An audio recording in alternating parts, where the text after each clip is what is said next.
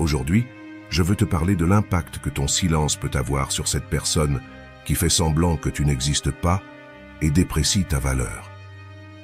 L'une des premières choses qui se produisent lorsque nous commençons à garder le silence, c'est que nous cessons de fournir tout type d'attention, qu'elle soit positive ou négative. Nous croyons souvent que donner signifie seulement offrir de l'affection, de l'admiration et du soutien, mais nous sous-estimons l'importance de l'attention négative, comme lorsque nous critiquons ou reprochons constamment à quelqu'un. Imagine que tu arrives à un point où tu n'es plus satisfait de la situation. Au début, tout semblait parfait, mais avec le temps, tu te rends compte que cette personne a changé ou ne te traite pas comme tu le mérites. Peut-être as-tu supporté des affronts et un manque de considération pendant longtemps. Arrivé à ce stade, tu cesses non seulement de donner des choses positives, mais aussi de faire des reproches. Tu n'as plus l'énergie ni l'envie de continuer cette dynamique négative. Ce silence peut être une forme de chantage émotionnel, une manière d'exprimer ton mécontentement sans mots. Mais quel effet ce silence a-t-il sur l'autre personne? Souvent, le silence peut être interprété comme de l'indifférence ou du mépris, causant un grand impact émotionnel. La personne peut se sentir ignorée, dévalorisée, et commencer à remettre en question son propre comportement ou l'état de la relation. Ce type de silence peut provoquer une réflexion profonde chez l'autre personne et, dans certains cas, être un catalyseur pour le changement. Il est important de comprendre que le silence n'est pas seulement l'absence de mots, mais aussi l'absence d'interaction et de reconnaissance. Cela peut créer un vide et une déconnexion très douloureuse. C'est pourquoi il est essentiel de manier le silence avec précaution et d'être conscient du message que nous envoyons lorsque nous décidons de ne pas parler. Peut-être un jour décides-tu de ne pas contacter cette personne, et bien que cela te soit difficile, tu parviens à ne pas envoyer ce message à la fin de la journée. Parfois, nous cédons à la tentation d'envoyer des messages simplement pour dire quelque chose de désagréable, mais qui reste une forme d'attention. Une des premières choses qui se produisent lorsque nous cessons de donner toute forme d'attention, qu'elle soit positive ou négative, c'est que l'autre personne cesse de ressentir cette pression constante. Inconsciemment, elle peut avoir fui quelque chose qu'elle ressentait comme une poursuite. Ne te méprends pas. Je ne veux pas dire que tu poursuivais cette personne littéralement, mais peut-être t'avait-elle donné des raisons de croire à un avenir prometteur. Cependant, avec le temps, ses actions ont pu contredire ses paroles, et sans t'en rendre compte, tu te retrouvais à poursuivre une illusion, créant une dépendance émotionnelle. Bien que ces actions ne correspondaient plus à ce que tu avais reçu au début, ou à ce que tu espérais recevoir un jour, tu ne pouvais t'empêcher d'investir ton énergie et ton esprit, que ce soit de manière positive ou négative. Lorsque cette personne cesse de recevoir ton attention, sous forme d'affection ou de reproche, quelque chose change. Elle cesse de sentir qu'elle est poursuivie. Ce changement peut amener la personne à s'arrêter et se demander ce qui s'est passé. L'intrigue commence à surgir lorsqu'elle se rend compte que tu n'es plus là. Elle commence à chercher des indices dans vos dernières interactions pour comprendre ce qui a pu changer. Ce processus de recherche et de réflexion peut l'amener à une meilleure compréhension de son propre comportement et de son impact sur la relation. Dans certains cas, ce moment d'intrigue et de réflexion peut être le catalyseur pour que la personne reconsidère ses actions et son attitude envers toi. Alors, soudain, ces messages qu'elle ignorait commencent à prendre un nouveau sens. Bien qu'il soit douloureux de le reconnaître, il y a eu un moment où tes mots, aussi profonds et élaborés soient-ils, passaient inaperçus. Maintenant, en leur absence, cette personne commence à les relire avec plus d'attention, cherchant des indices pour comprendre le changement dans ton attitude. Cependant, aussi fort qu'elle essaie de déchiffrer ces messages, elle ne trouvera pas la réponse complète, car ils ne sont que la pointe de l'iceberg d'une profonde émotionnalité que tu as expérimentée depuis longtemps. Peut-être penses-tu que tu devrais envoyer un dernier message expliquant en détail tes émotions, pour qu'en notant ton absence, cette personne puisse les relire et comprendre. Mais je dirais que ce n'est pas nécessaire. Tu n'as pas à dissiper toute l'intrigue. En fait, le doute et le mystère feront que tu resteras plus présent dans l'esprit de cette personne. Si ton objectif est que cette personne commence à te valoriser et se rende compte de ce « eux » que tu signifiais, l'incertitude peut être ton allié. Je suis sûr qu'à un moment donné, tu t'es retrouvé à attendre avec impatience une réponse, regardant ton téléphone constamment pour voir si elle t'avait écrit. Maintenant, laisse cette attente jouer en ta faveur. Laisse passer le temps et permets qu'un jour quelconque, cette personne reçoive un message et se rende compte presque inconsciemment qu'elle espérait qu'il soit de toi. Peu à peu, elle commencera à noter la différence, à se rappeler comment elle ignorait tes messages, les laissait en vue ou répondait sans grand intérêt.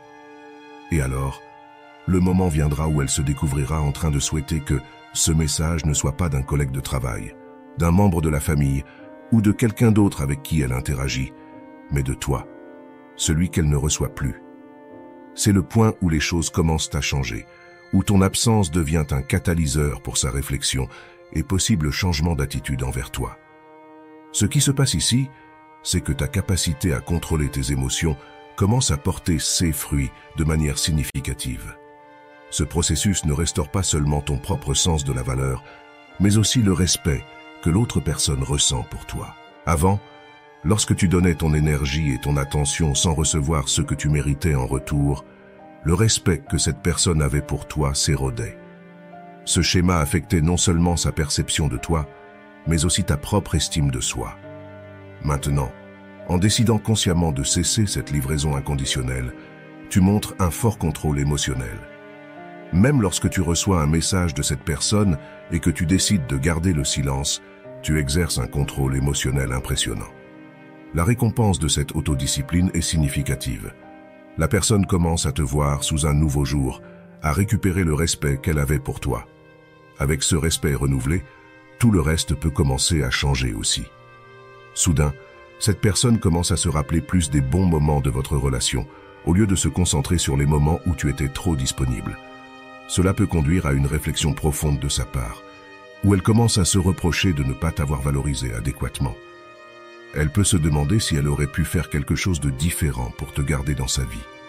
Peut-être commence-t-elle à penser que si elle avait investi plus d'efforts et de détails dans la relation, les choses auraient pu être différentes. Ces réflexions peuvent amener la personne à reconsidérer ses actions passées, se rendant compte qu'elle avait l'opportunité de t'offrir une relation plus engagée, mais a choisi de te maintenir dans un état ambigu.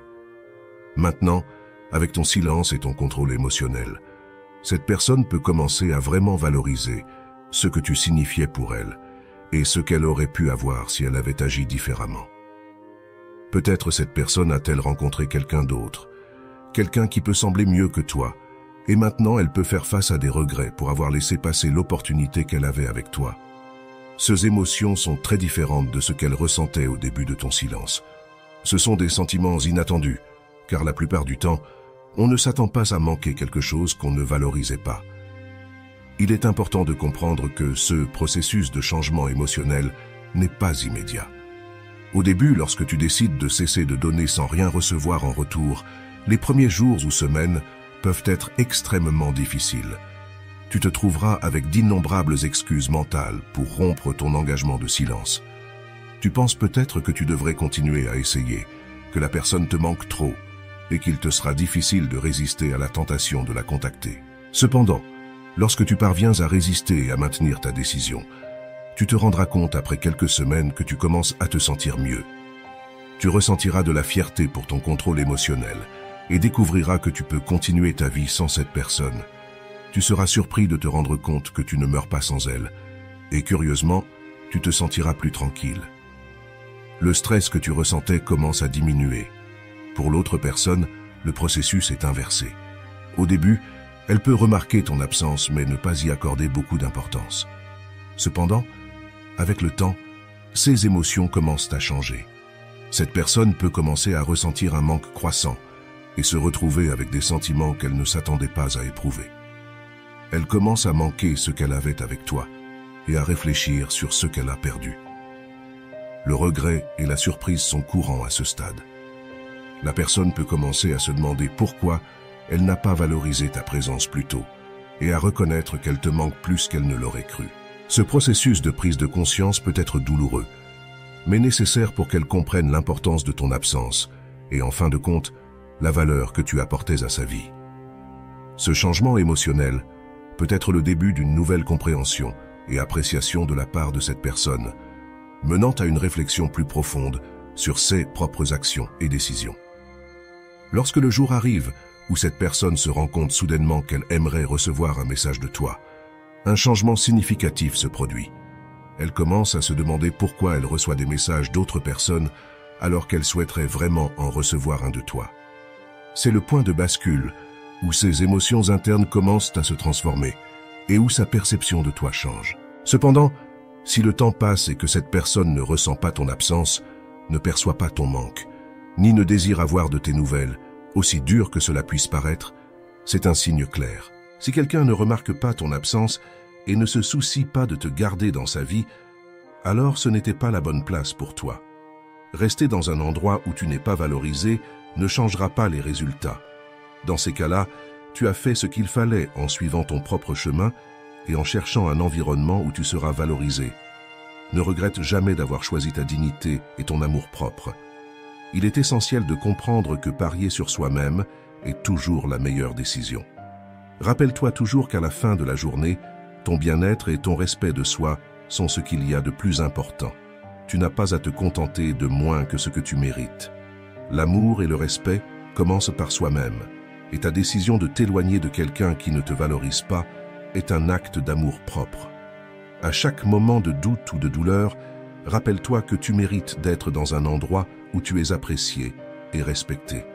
La vie a un meilleur chemin pour toi, rempli de personnes qui valoriseront ce que tu es et ce que tu apportes. Garde la foi en toi-même et avance avec confiance. Merci beaucoup de m'avoir accompagné dans la vidéo d'aujourd'hui.